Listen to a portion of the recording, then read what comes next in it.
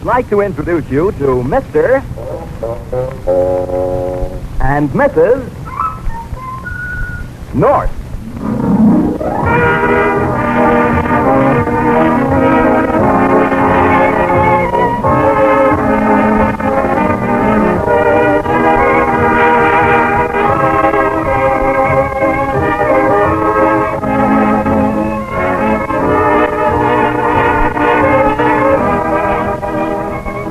Good evening, ladies and gentlemen, and welcome to this new series of programs, which each week at this time will present America's most attractive young couple, Mr. and Mrs. North, starring Peggy Conklin in the role she created on the Broadway stage, with Carl Eastman as Mr. North.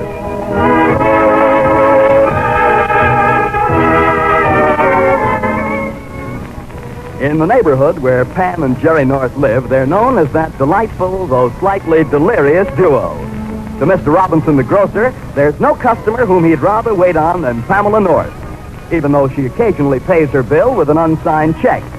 Over at the Dodson Publishing Company, Jerry North, rising young editor, not only discusses Eugene O'Neill with the president, but also Dick Tracy with the office boys. In short, Pam and Jerry will often amuse you, sometimes confuse you, but will certainly never bore you. As our story opens, it's early Sunday morning. So now, let's meet Mr. and Mrs. North.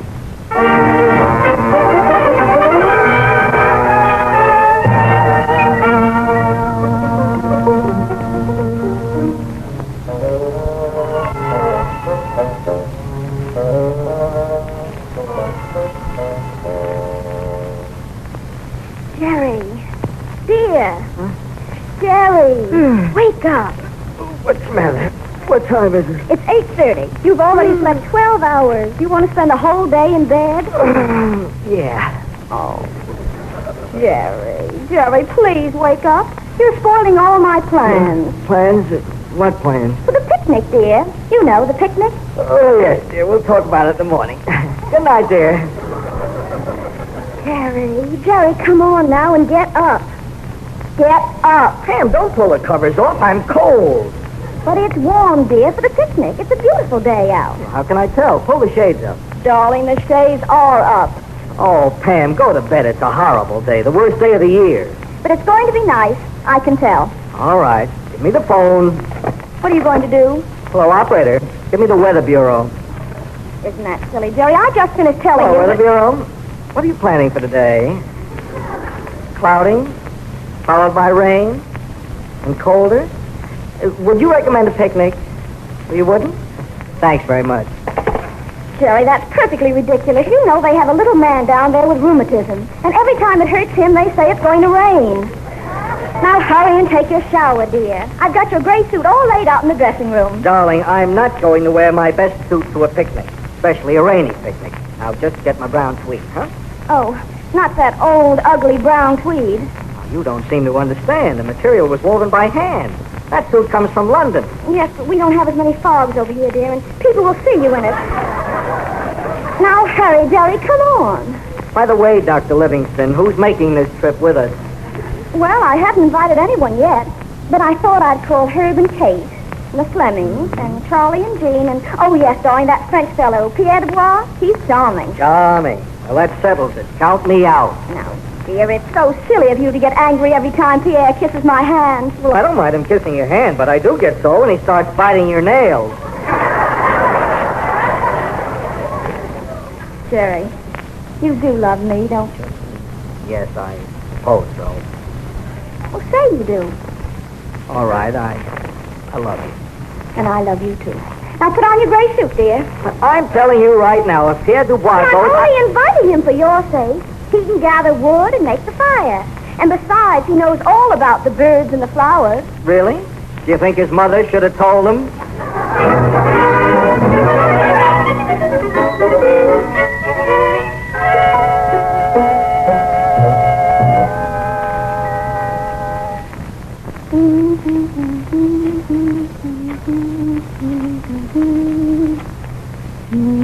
Ma'am, how do you expect me to wash my face if your stockings are in the sink? Well, take a hot tub, dear. Go soak yourself. I can't. Your girdle's in there. Just a minute, Jerry. Hello? Mr. Moscone, this is Mrs. North. Who are you talking to, dear? Mr. Moscone, the butcher. Hello, Mr. Moscone. I wonder whether you do me a big favor. Could you come over here right away? Pam, it's Sunday. I know, Jerry, I know. What's that?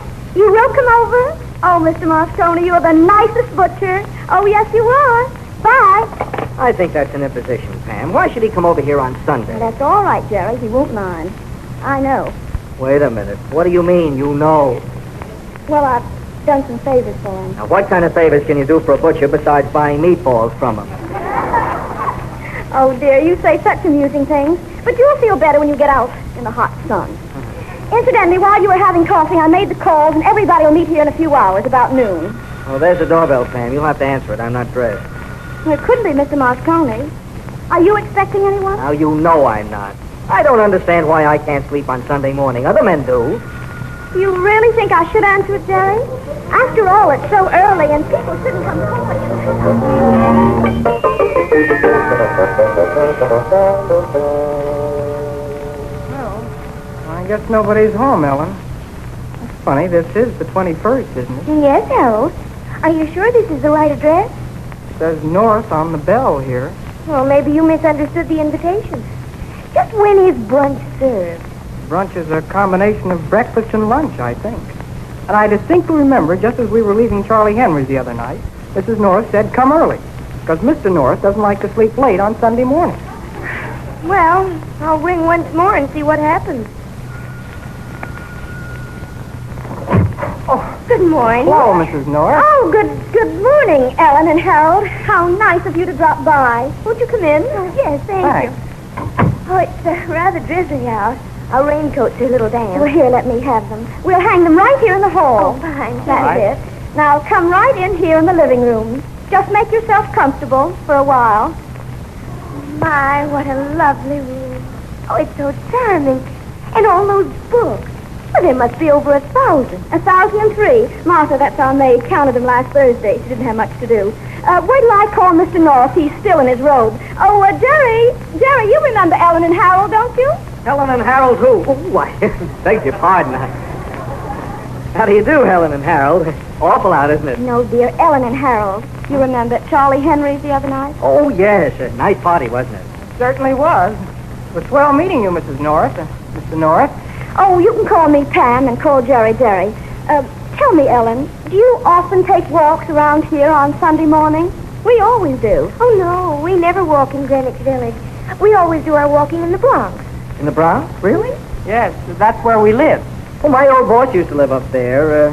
Johnson, I think his name is. You two been married long? 6 months.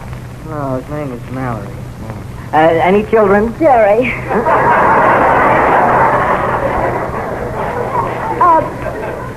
Don't you think you'd better go in and get dressed, dear? Our guests will be here soon. We're having guests, you know, Ellen. Why, yes, we sort of expected you would. Oh, did you?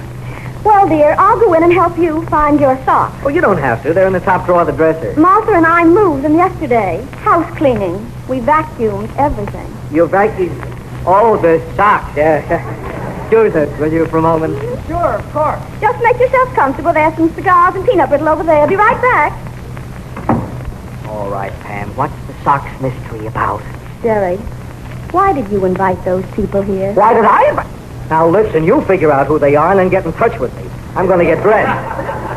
By the way, where is that brown tweed suit? Have you seen it? But I thought you invited them here. I don't Pam, know. didn't I wear that suit 2 weeks ago? Sure, I put it in this closet. Funny. I knew their names and their faces. Now, who in the world is that? Well, that must be Mr. Moscone. Now, darling, you stay here and I'll take care of everything. Wait a minute, Pam. I haven't found that brown tweed. Dear, what a mess. Oh, hello, Harold and Ellen. Hello. Somebody at the door will be right back, and then we'll have a nice short talk. Ah, good morning, Mrs. North. How's Oh, everything? come in, Miss Moscone. Let's go into the living room. Shoes. I'd like to tell you, Mrs. North, How awfully nice of you to come over on Sunday. if you would do something for me, I'd do something for you. It works a half. 50-50. What you got? You see? Pardon me. This is Mr. and Mrs. Adams, Mr. Moscone. How do you do? How do you do? I'm pleased to meet you. This is Mrs. North. She's a wonderful woman, no? Yes. You know what she's do for me? Something that's so marvelous. Oh, that's all right, Mr. Moscone. Now, about this favor. Mrs. North. My wife is there. My kids is there. Most to tell you appreciate. Say, Pam, I can't find that brown suit. Now, where in the world... Listen, Oh, hello, Mr. Moscone. me, Senor. I'm a try to tell your wife a thank you. Thank you. What for? What a for? Because she's a giving me this brown sweetest suit.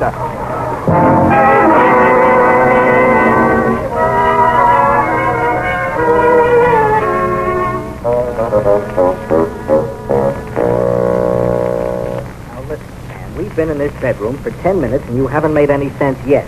Why did you give my brown tweed suit to Mr. Moscone? Prince. What is Prince? Prince who? Oh, dear, don't begin. You know I'm talking about the Airedale I used to have. His name was Prince, and his coat was just the color of that suit. One day, Prince died, and I was so unhappy I couldn't eat for a week. Well? Well, every time you wore that brown tweed, it all came back to me. And I lost my appetite. For a week? Sometimes longer. Pam, I'm going to count 10. And when I'm finished, I'm going to kill you. Dear, you're so whimsical. But I'm glad it's settled once and for all. It bothered me a little. Well, let's go out and tell Mr. Moscone about the picnic steak, shall we? All right, Prince. Listen, North, I want to ask you Well, something. look, let's get right to the point, man. Yes, Jerry. Mr. Moscone. Yes, Mr. You see, we're having guests today. I told you that, didn't I, Ellen? And we wondered if you could get us 6 nice, juicy steaks. For nobody else, Mrs. North. But for you especially, I open up at the shop on a Sunday. I got it a piece of sirloin. It's a melting in your mouth like a hunk of porterhouse.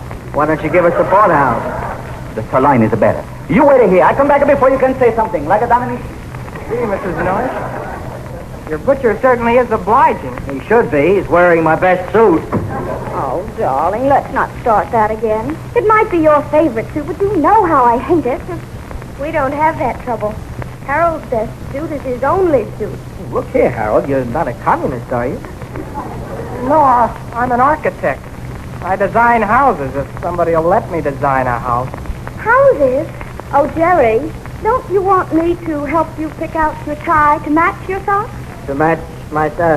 here we go again. Excuse us, Harold and Ellen, just for a moment. Yes, just keep right on with that peanut brittle. You don't want to spoil our appetite. Well, smoke the cigars then. Well, I'm prepared for anything and hoping against the worst. What is it now? Something terrible. I forgot that I invited Harold and Ellen to brunch this morning. Oh, that's not so terrible. They can come to the picnic. Yes, I know, but you see, I also invited 8 other very nice people, including Mr. and Mrs. Willoughby. Mr. Willoughby? Do you mean that writer from Texas the firm's been trying to get under contract for the last 4 months? Oh, Pam, why did you do this? He hates people. He hates crowds. This is going to cost me the biggest contract of my career. Well, I thought that you could close the deal over a nice, quiet brunch. Quiet brunch. And that's why I invited Harold, because I thought since Mr. Willoughby was from Texas, he must like houses and would want to build one, and Harold could design it for him. Everything will turn out beautifully, don't you see? Oh, sure, I see. Now, look, there's just one chance. We've got to call off that picnic mob right away. They're the ones I'm afraid of. Anybody who's crazy enough to go on a picnic today, I don't trust. All right, dear, you call them. Anyway, the picnic people would never mix with the brunch people. Look, you're taking this very lightly. Pam, just see if you can understand what I'm trying to tell you. Now, if anything happens and I lose that contract, I'll lose my job. Then we won't have any money, so there won't be any place to live. No roof over our heads, no clothes to wear. How would you like that? But, Jerry, that's what you've always wanted. What do you mean? No responsibilities.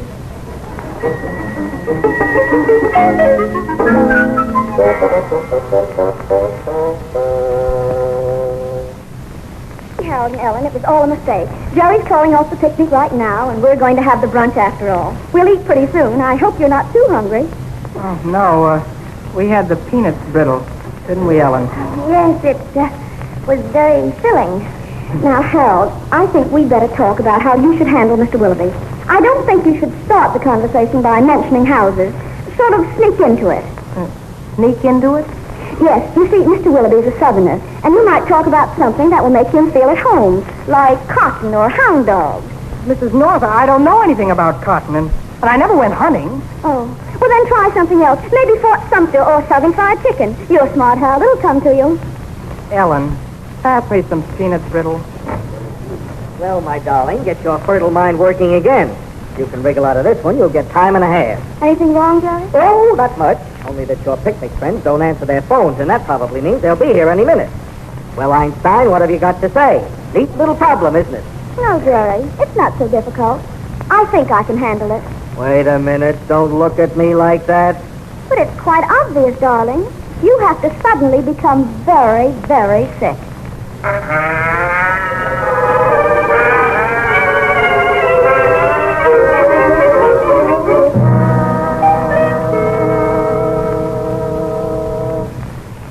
Jerry, you have to lie quietly, or nobody will believe you're sick in bed. Yeah, well... Stop squirming. Ellen, hand me that bandage, will you please? Here you are. Pam, at least tell me what's supposed to be wrong with you. No, I can't tell yet, dear, until I see how much bandage we have. Pam, in another minute, I'm going to explode. Jerry, keep that expression. Looks just like the mumps. Oh, Mom. Dear, I wonder who that is. Carol, you and Ellen had better come with me and wait in the kitchen. Oh, Jerry, do something. Get a temperature. We'll be right back. Well, where is the kitchen, Pam? Right through that door there at the left. Now, hurry. Okay, Pam, you can go right ahead. We're in. Oh, fine. Oh, Pierre Dubois. Hello, Pierre. Mrs. North, bonjour. It is wonderful to see you again. May I kiss the hand? Kiss my hand? I don't think so, Pierre. I've some new nail polish on it and it may not agree with you. Come right in. And wait. By the way, Pierre, have you noticed the weather out? Oh, oui, it is getting nastier. But you are always right, Pamela, and you say the weather will clear. So what difference does it make? Oh, I see. Well, it's not only that, Pierre, but Jerry is very ill. Oh, man, no. But how terrible. What is the matter? We don't know yet. The specialist and the surgeon haven't arrived. But this must have happened since you telephoned. What are the symptoms? Well, he's shaking on one side like he has a temperature and shivering on the other side like he has a chill. Sacré bleu. What are you doing to relieve this? Temporarily hot and cold water bottles. Oh. But he must want his friends at this moment. I insist. I go to Oh, him. just a minute, Pierre. I'd better ask him first. I'll call into him. Oh, Jerry, can you hear me? Yes, Pam. Pierre Dubois would like to see you. Yes, go! All right, Pierre. The doctor will be here soon. You see how it is, Pierre? Delirious. Well, is there something I can do to help? Something? Yes, there is. You see, excitement would be very bad for Jerry right now. So if you'll go outside and wait in your car until the picnic crowd arrives, why, you can tell them how sorry we are, and they'll just all go Oh, away. naturally. I will do this immediately. Oh, thank you, Pierre. Thank you. I'll show you to the door. You can depend on me, Mrs. North. Dear, I wonder who that is now. Wait a second, dear. Oh, Mr. Willoughby. How do you do, my dear? Of course you remember my wife, Maribel. Yes, of course. Nice to see you again, Mrs. Willoughby. Won't you both come in? Thank you. Thank you. Just let me have your things. I see it's still raining. Yes, indeed. Mighty hard. Oh, I beg your pardon. This is Mr. Pierre Dubois, Mr. and Mrs. Willoughby. Delighted, How I'm do you too. do, sir? It is most unfortunate that you have arrived at this time. What do you mean, sir, unfortunate? Oh, it's nothing. That What do is... you mean, nothing? The condition of Mr. North, he is most terribly sick. He's shaking and quivering. Mrs. North. I'm afraid we've come at the wrong time.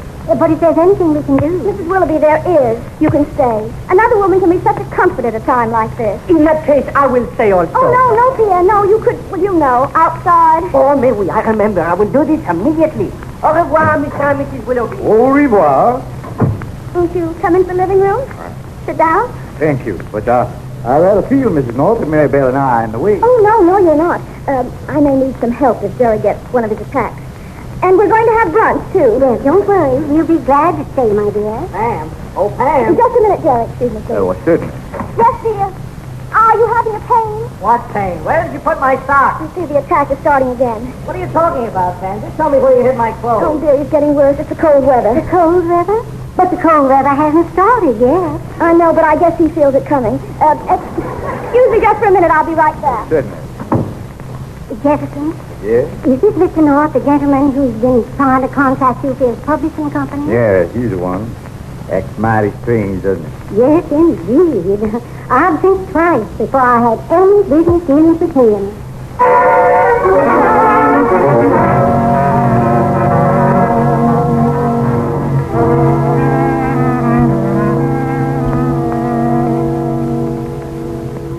Well, as far as I can see, Pam, everything's swell if Pierre just heads off the picnic bunch and we carry right on with Willoughby.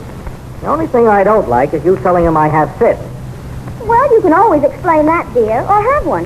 Now, hurry and get dressed. I'll tell them you're all better. That'll fix things. Yeah, that'll fix things. Good. Oh, well, go on out there and confuse somebody. I'll come in as soon as I'm dressed. All right, dear. Well, Miss North, you look much brighter. Your husband all right? He certainly is, Mr. Willoughby. He's as good as new. Better. He made a rather quick recovery, didn't he, Miss North? Yes, it's that new drug Jerry takes, sulfasingamide. It does everything. Oh, that's the door. Excuse me, will you please? Certainly. It's busy around here, isn't it? I'll be right back.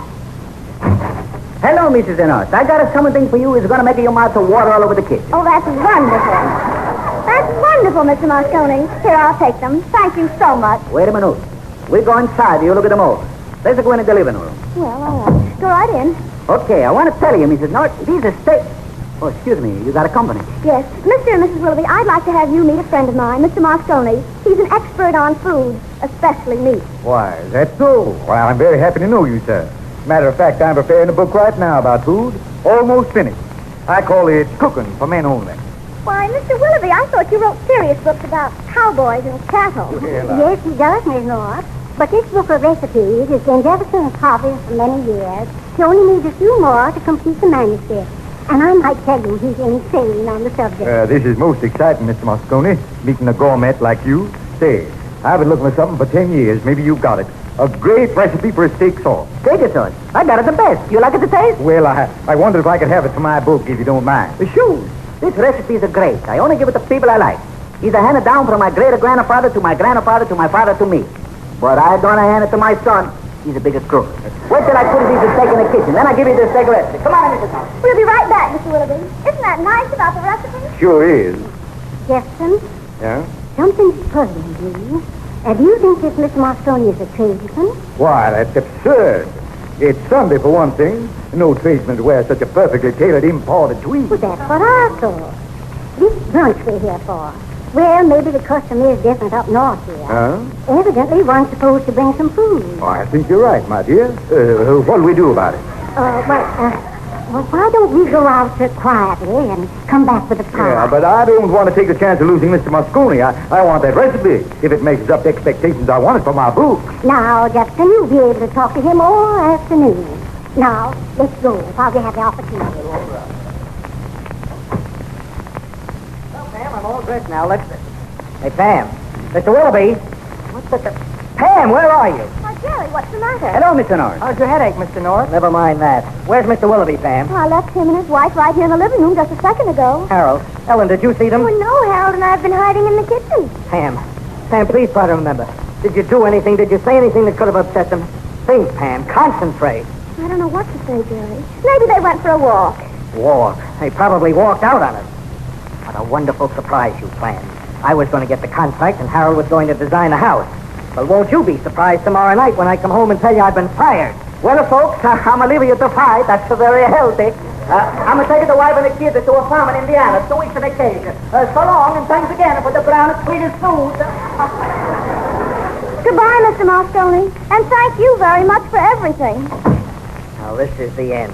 First, in the middle of a rainstorm, you start to arrange a picnic. Then you have to call off the picnic because you arranged a brunch. You give away my best suit, you drag Ellen and Harold down here from the Bronx, and finally I lose the best writer I ever hoped to get. Pam, I don't know why I married you. Jerry, you were in love with me. What makes you so sure? Well, it was before the draft, dear.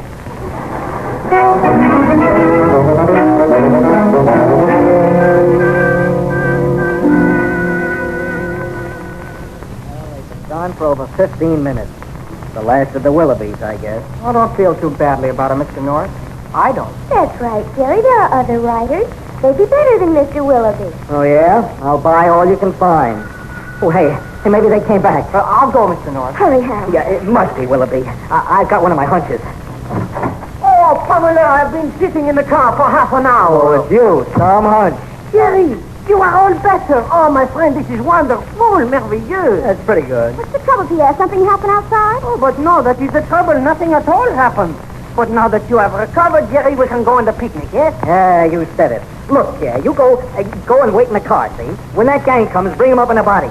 Sure, we'll go on a picnic. Of course, we'll go out in the rain. What do we care? Come on, Pierre, I'll take you to the door. Jerry, are you sure you're feeling all right? Oh, Jerry, my friend, I'm very glad to see you so happy. We'll have some fun, yes? Yes, I'll say we will. Pierre, who do you see coming up the front steps? Why, your friends, Monsieur and Madame Willoughby. Well, Mr. and Mrs. Willoughby, what happened to you? We thought you'd left. Oh, no, Mr. North, but why aren't you in bed? We thought you were seriously ill. Why, I never felt better. Just recovered. It was miraculous. Pierre, forget what I just told you. Do what Pam told you in the first place. Yeah, but why is this? I go, but I don't understand. I'm confused, but I go. Yeah, I'll leave the door unlocked. When it's all over, you come back, Pierre. Come right in, won't you? Thanks. Let's go right into the living room again. I want you to be very comfortable. Oh, we're very pleased to see you're out of bed, Mr. North, and fully recovered from your fit. Oh, there you are, Mrs. North. We're awfully glad you returned, Mr. Willoughby. Awfully glad. Well, my child, in honor of your brunch and to show our appreciation for your hospitality, we wanted to accept this little pie. Why, Mr. Willoughby, isn't that sweet? Nothing. Oh, thank you both so much. Oh, by the way, here are two more friends of ours you haven't met, Ellen and Harold Adams. How do you do? Harold is a wonderful architect. Designs houses, you know. You do need a new house in Texas, don't you, Mr. Willoughby? Well, frankly, we are going to build a new estate, but I'm surprised. I thought Mrs. Willoughby and I were the only ones who knew that. For me. But I'll talk to you about that later on in the day, young man. Oh, that'll be swell, Mr. Willoughby. Swell. Well, now, Mr. North, I've got some news for you. Yes? In return for that marvelous service you did for me today, I talked it over with my wife, and I decided to let your company handle my publishing exclusive. Really? Well, I don't know how to thank you, but what's the service I did for you? Why, it was through you all I met your friend, Mr. Moscone. Now, if you'll bring him out, I'll take down that recipe. I want to test it out right away. It might be just what I've been looking for so many years. Mr. Willoughby, do you have to have it right now? I can't wait. This little book of mine's going to the printers in 2 days. Where is Miss Moscone? Well, he left, and he won't be back for 2 weeks. What? Well, can't you catch him? Well, where did he go? Went to a farm in Indiana. That's all he told me. He told you? Do you mean to stand there and tell me you let him get away? I never heard of a thing like that in my life. Mr. Willoughby, we didn't know you wanted the recipe right away. If you spend less time having fits and pay more attention to human welfare in general, you know those things. I know, but Come on, Maribel. I don't think these people are my friends. Wait a minute, Mr. Willoughby. Well? Oh, I just remembered. I've got the recipe. Mr. Moscone once gave it to me as a special favor, and I... Oh, the only thing is, What? I can't remember where I put it. Oh, Pam, can't you find it someplace? Look, don't you have any idea where it is? No, I haven't the faintest idea. Well, that settles it. I never heard of such a crazy household in all my born days. Come on, Maribel. Let's get out of here. Yes, and everybody's arrived downstairs, and they insist you have this picnic. Oh, Pierre, go away. Go away, but they're all waiting. Herb says we haven't much time. Oh, wait a second. Herb, thyme, herb, darling, that's where it is, the recipe. In my herb book under thyme, spices. I've got it right here on the shelf. But this is no time to talk of recipes. Are we going on this picnic or not? They're waiting. Well, I don't know, Pierre. Mr. Willoughby doesn't like crowds. Nonsense. I want to try this recipe right away on one of Mr. Moscone's steaks. We love picnics, don't we, Maribel? Yes, Jefferson, I think we'd like Mr. it. Willoughby, here it is, the recipe. And I've got all the ingredients right here in the house. And if you don't think it's the best steak sauce you ever tasted, why, well, you will. Well, then everything is settled, and we will have a wonderful time. Yes? No? And, darling, Yeah. look out the window. The sun is shining. I told you it would be a beautiful day. Remember? Yes, I remember. Look, you all go down to the cars. I'll be along in just a minute. There's something I have to do. Well, hurry up now. Don't take too long. No, I'll see you later.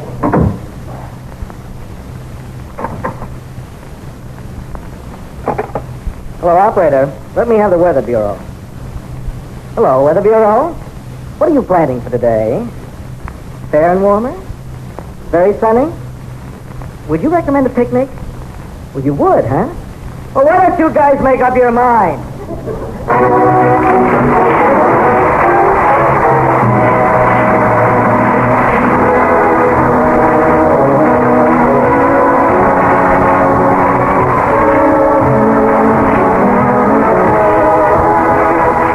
Be sure to tune in next week at the same time for another visit with Mr. and Mrs. North, starring Peggy Conklin.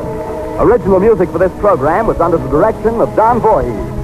This series is written and produced by Howard Harris and Martin Goss. Dan Seymour speaking and bidding you all good night.